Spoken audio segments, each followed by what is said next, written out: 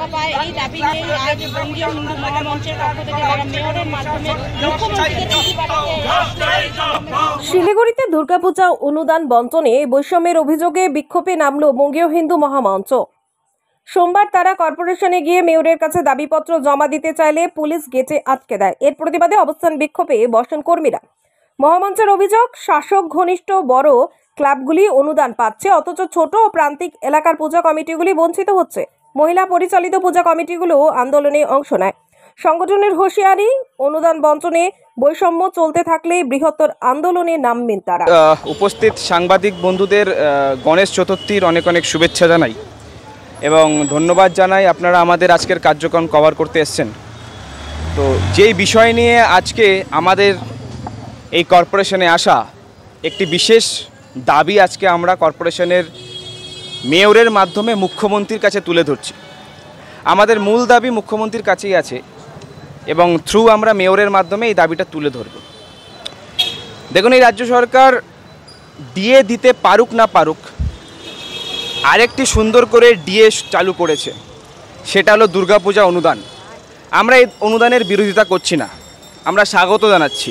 বঙ্গীয় হিন্দু মহামঞ্চ রাজ্য সরকার দ্বারা যেই অনুদান দেওয়া হচ্ছে 1,10,000 করে প্রত্যেক পুজো কমিটিকে, সেগুলোকে, এই বিষয়গুলোকে আমরা আমাদের সংগঠনের পক্ষ থেকে স্বাগত জানাই। দেখুন, এই সরকার বলে ধর্ম যার যার, উৎসব সবার। তাহলে দুর্গাপুজো যার যার, অনুদানও সবার হওয়া উচিত। মানে দুর্গাপুজো সবার, তো অনুদানও সবার, এটা হওয়া উচিত, কিন্তু সেটা হচ্ছে না।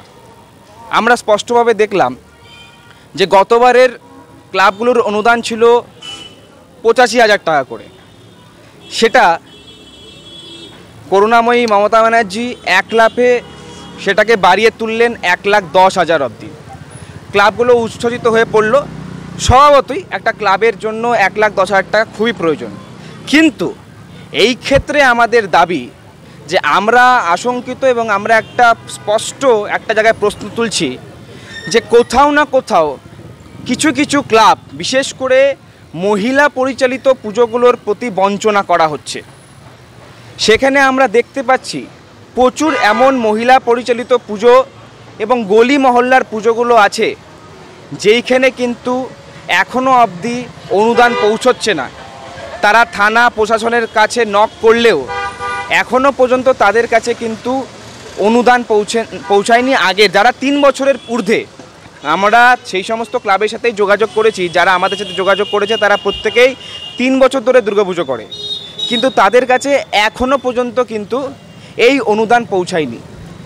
যেইখানে এত কোটি টাকা খরচা হচ্ছে, 40 থেকে 45,000 ক্লাব ধরা হচ্ছে, সেখানে আগের বারে 365 কোটি এবং এইবার 495 কোটি প্রায় খরচা হচ্ছে স্টেট গভর্নমেন্টের পক্ষ থেকে।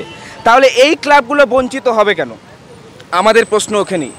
তাই আমরা আজকে যে দাবি তুলছি যে দুর্গাপূজা অনুদানে বণ্টনে বৈষম্য এবং সংশোধনের আবেদন আমরা মুখ্যমন্ত্রীর কাছে করছি আমাদের মহানাগরিকের মাধ্যমে, যেটার মধ্যে স্পষ্ট বলা আছে যে ছোট বাজেটের পাড়াভিত্তিক যে পুজোগুলো আছে, যারা প্রকৃত অর্থে সামাজিক ভাবে পুজোগুলো করে, নিজেদের ওই লক্ষ্মীর ঘটে জমানো টাকা দিয়ে বছরে একবার ভেঙে সেই পুজোগুলো করছে, সেই সমস্ত প্রান্তিক পুজো কমিটিগুলোর কাছে কি এই টাকা পৌঁছচ্ছে? যাদের মোট বাজেট থাকে 3 থেকে 4 লাখ টাকা, তারা যদি এই 1.5 লাখ টাকা 1,10,000 অনুদান পায়, সুবিধাটা তাদের হবে। যে সমস্ত বড় ক্লাবগুলো আছে তাদের আমরা বিরোধিতা নই, কিন্তু আপনারা দেখবেন যে সমস্ত বড় ক্লাবগুলো আছে তাদের ব্যানার, হোর্ডিং, এই সমস্ত অ্যাড পেয়ে তাদের কিন্তু পুরো বাজেট উঠে আসে। এক একটা ক্লাবের বাজেট 70 লক্ষ থেকে 1 থেকে 2 কোটি অবধি থাকে, শিলিগুড়িতেও আছে। তো সেই সমস্ত ক্লাবের কাছে কিন্তু 1,10,000 খুব একটা বড় বিষয় নয়। বড় বিষয় কাদের কাছে? সেই সমস্ত ছোট ছোট পুজো কমিটিগুলোর কাছে, যারা নিজেদের বাড়ির অর্থ সঞ্চয় করে পাড়ায় চাঁদা পায় না, সংস্কৃতিকে বজায় রাখার জন্য যে সমস্ত মায়েরা পুজোর দিকে আগ্রহী হয়ে পুজোটাকে বাঁচিয়ে রাখার জন্য নিয়ম নিষ্ঠার সাথে, উৎসব নয় পুজো করছে, সেই সমস্ত পুজো কমিটিকে বাঁচানোর জন্যই আমরা আজকে সরাসরি মুখ্যমন্ত্রীর কাছে এই চিঠি করছি মেয়র গৌতম দেবের মাধ্যমে, যে তারা যেন অবিলম্বে এই সমস্ত ক্লাব এবং কমিটিগুলোকে অনুদান দেয় এবং তারা যাতে এই অনুদানের অন্তর্ভুক্ত হয়, তারা যেন 1,10,000 কোটি টাকা করে পায়।